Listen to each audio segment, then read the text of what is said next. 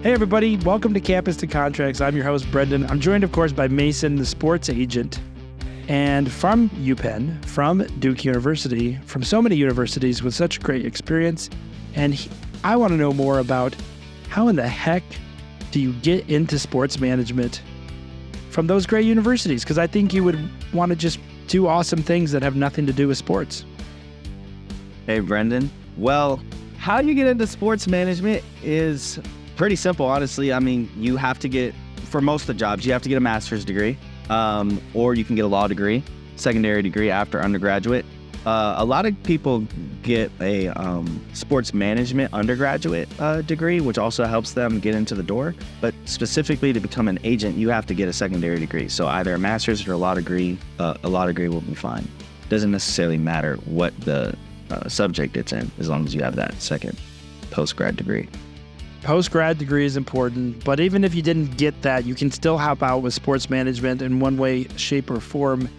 Does it matter as far as passion? Do you find that there's more passionate people in sports? You have passionate fans that are crazy for sports. That's why they're listening right now. So do you get that kind of passion in the work that you're in? Yeah, actually, you just reminded me of this agency. It's a group of guys that actually never played sports, and some of them don't have a lot of them actually don't have a secondary postgraduate degree. But there are some leagues that allow people to be agents that didn't have that postgrad degree. But to be an NFLPA agent or a CFLPA agent, you have to have that secondary degree. But to be a UFL agent, to be an agent in Europe, to be an agent in Japan, you don't have to have that secondary degree.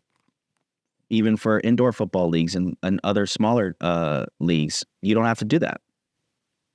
But as far as the passion in the industry, is that as crazy as it is for the fan base? Are they that crazy and that much workaholics and all in?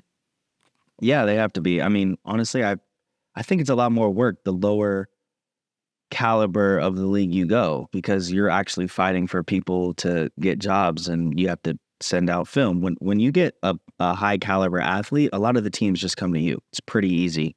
And then you're more focused on what's going in the contract or what's not going in this contract and all that other stuff. Things that are past the get the player on the team portion. But when you're in lower caliber leagues and when you're working with players that are not sought after as much or as often of higher caliber leagues, then you have to do a lot more work. So that's where you see a lot of the passionate agents is guys that are really working for their guys, because we all pretty much have the same goal, is to get our players to the top level, to the next level, NFL, CFL, whatever you want. And so you got to start somewhere. So when those guys are starting down at the lower leagues, they got to move them up. So it's really very basic, everyone. It sounds like you just need to get a master's degree. Then you need to become a lawyer. Then you need to find a top-tier athlete. Then the teams come to you, and you make a lot of money. Hold on, I think it's like 3 steps to being a successful sports manager, it sounded like. Yeah, I mean, you got to go through 2 years of school. I mean, you don't necessarily need the law degree. You don't have to go to law school, but it helps a little bit here and there. And then, yeah, you got to somehow convince one of the top players in the country to sign with you. And after you pass your NFLPA exam or CFLPA exam, and then boom, sign them to a nice big contract and you get 30% of that. And that's really it, everybody. That's all you need to worry about. For the regular people, I think you have to like hustle and grind a little bit, but that's for regular people.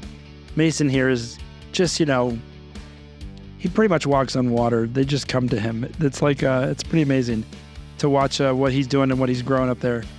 So that's it, folks. There's your go. There's your easy steps. If you want to get more complicated, you can always leave some comments and we'll go into it in a deeper way. But I think that's pretty much how you become a sports agent. And you can tell by Mason's smile that he completely agrees with the way I've simplified this to such a way that it makes absolute sense to him 100%.